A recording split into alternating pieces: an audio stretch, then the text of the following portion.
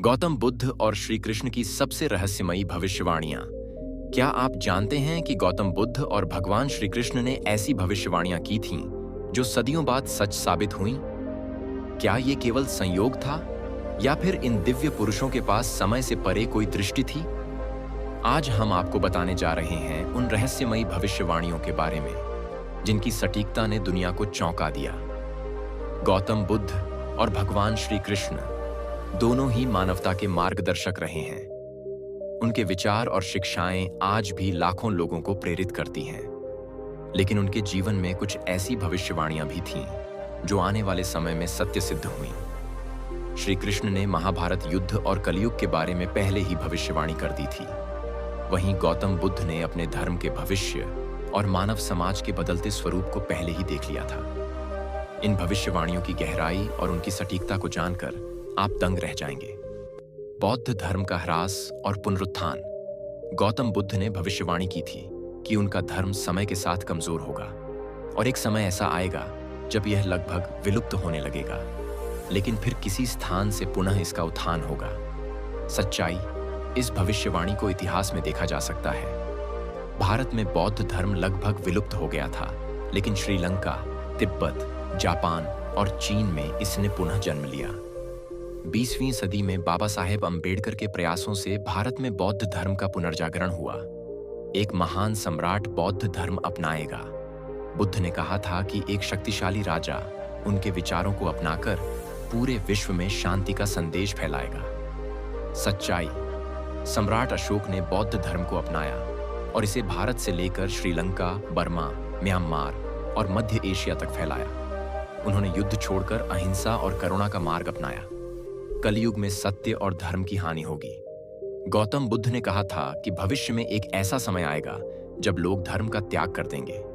लालच और असत्य का बोलबाला होगा। सच्चे साधु और संत बहुत ही कम रह जाएंगे। सच्चाई, आज के समय में नैतिक मूल्यों में गिरावट, भ्रष्टाचार और हिंसा के बढ़ते स्तर को देखकर ऐसा लगता है कि यह भविष्यवाणी सच साबित हो रही है। श्री कृष्ण की रहस्यमयी भविष्यवाणियां।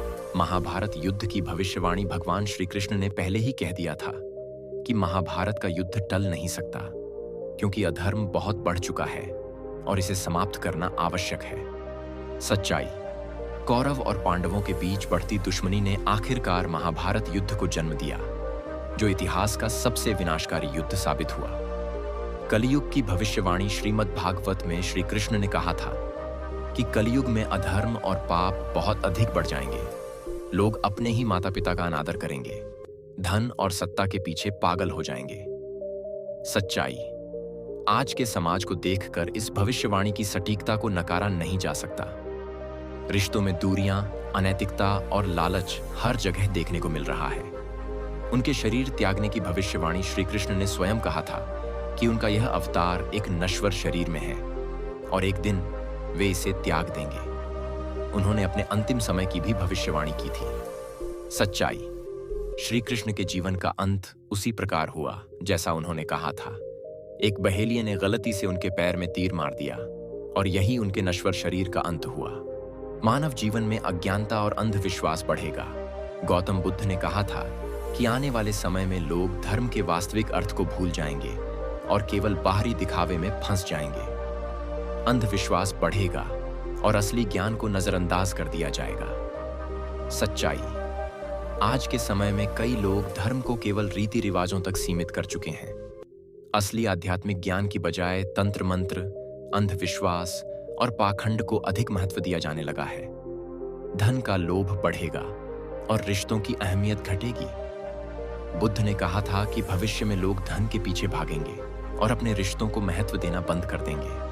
समाज में असमानता बढ़ेगी और गरीबों की स्थिति बदतर होती जाएगी। सच्चाई, आज की भौतिकवादी दुनिया में यह साफ देखा जा सकता है। रिश्तों की जगह पैसे और सत्ता को अधिक महत्व दिया जाने लगा है।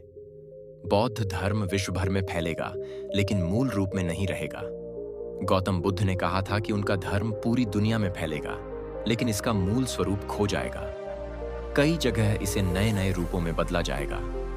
सच्चाई, बौद्ध धर्म भारत से निकलकर चीन, जापान, श्रीलंका, थाईलैंड, म्यांमार और पश्चिमी देशों तक फैल गया।